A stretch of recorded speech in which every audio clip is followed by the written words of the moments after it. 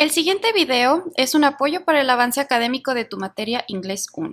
Recuerda que puedes complementar tu aprendizaje utilizando el material didáctico que podrás adquirir en el Instituto de Enseñanza Abierta. Para cualquier duda, acércate con tu asesor de la materia.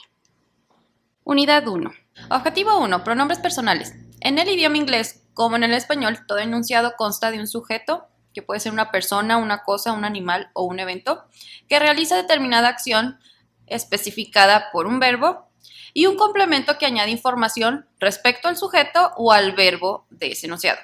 Por ejemplo, tenemos John reads the newspaper, ¿ok? Juan lee el periódico. Observa cómo John vendría siendo el sujeto, reads vendría siendo el verbo y el complemento de la oración sería the newspaper. Los pronombres personales se utilizan para referirse al sujeto del enunciado sin utilizar el nombre propio. Por ejemplo, he reads the newspaper. He vendría siendo el sujeto, reads the verb y the newspaper el complemento. En español ocurre exactamente igual. El pronombre personal, él, sustituye al nombre propio de Juan. En la siguiente tabla podemos ver que hay tres distintos tipos de personas, la primera, la segunda y la tercera, y a cada uno le corresponde un pronombre personal. ¿Cómo los utilizamos? El pronombre personal nos permite referirnos repetidamente al mismo sujeto sin tener que señalar el nombre propio. Por ejemplo, the girls are at the cinema. Es exactamente lo mismo decir they are at the cinema. Estamos mencionando el mismo sujeto, pero sin tener que repetir el sujeto the girls. Debemos tener en cuenta que el pronombre personal I siempre va en mayúscula, como el siguiente ejemplo. El pronombre personal you se utiliza tanto para singular como para plural. Puede ser el significado tú, usted o ustedes. Ejemplo, you are a good student. Tú eres un buen estudiante, estamos hablando de singular. O you are great friends. Ustedes son buenos amigos. Hay que observar muy bien el contexto de la oración para poder determinar si you es singular o plural. Nota. Como el pronombre personal sustituye al sujeto del enunciado, es incorrecto utilizar ambos en el mismo enunciado. Objetivo 2. Verbo to be. El verbo to be es muy importante en el idioma inglés. Se traduce en español como ser o estar.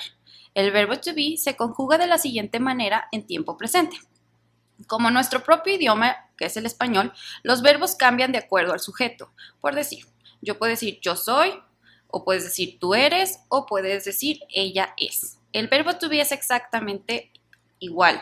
Podemos utilizar am, are o is dependiendo a si es primera persona, segunda persona o tercera persona, como viene en la siguiente tabla. Aquí hay algunos ejemplos de lo anteriormente explicado utilizando los verbos to be de acuerdo a la persona o al pronombre personal que se menciona en la oración. La estructura del verbo to be es la siguiente. En oración afirmativa tenemos el sujeto seguido el verbo to be dependiendo a la persona o al pronombre personal más el complemento. En la oración negativa tenemos el sujeto más el verbo to be más el auxiliar not que denota la negación en la oración más el complemento. Y en la oración interrogativa tenemos el verbo to be, que puede ser afirmativo o negativo, más el sujeto, más el complemento, más el question mark. Esto es muy importante porque resalta que es una pregunta a lo que estamos formulando. Aquí tenemos tres oraciones donde podemos resaltar un ejemplo de lo anteriormente explicado. Contracciones. Una contracción es la forma cortada de una combinación de palabras. Facilita la fluidez del idioma. Generalmente, en una contracción, la o las letras faltantes se sustituyen por un apóstrofe. Las contracciones en la conjugación del verbo to be en afirmativo y en negación son las siguientes. Objetivo 3. Adjetivos posesivos. Como su nombre lo indica, hacen referencia a pertenencia de algo.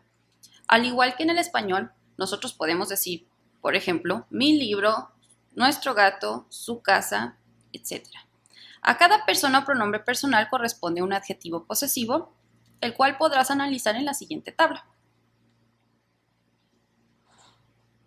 Enseguida podemos observar algunos ejemplos de cómo se utilizan los adjetivos posesivos.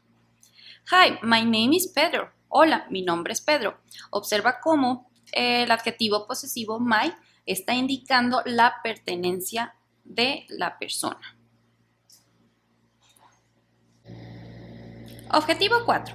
Preguntas con WH. Existen preguntas cerradas cuya respuesta puede ser sí o no, y preguntas abiertas que aportan más información al contestarlas. Muchas preguntas en inglés empiezan con una palabra interrogativa que en inglés se conocen como WH questions, porque todas las palabras interrogativas comienzan con las letras WH a excepción de la palabra how. Enseguida podemos ver la tabla de las diferentes frases interrogativas y sus significados.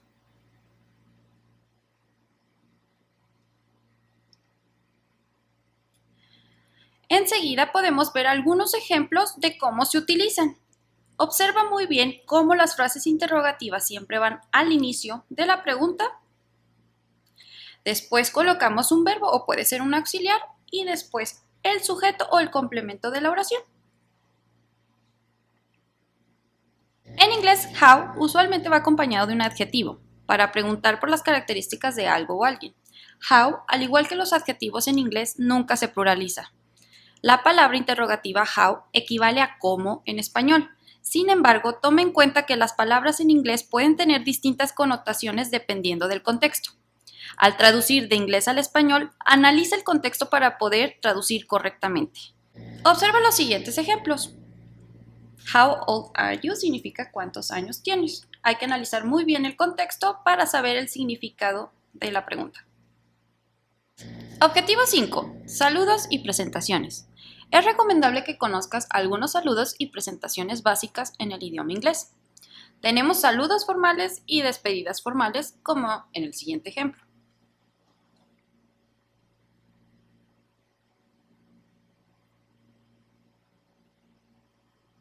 Al igual, tenemos saludos y despedidas informales. Recuerda que para complementar el conocimiento de este tema puedes apoyarte de tu material didáctico. Objetivo 6. Nombres y títulos. Por cortesía y en contextos formales es recomendable utilizar correctamente ciertos títulos para las personas en señal de respeto, como acostumbramos en español: señor, señorita, señora. Los básicos son los siguientes. También es conveniente que conozcas las siguientes expresiones. Objetivo 7. Nacionalidades.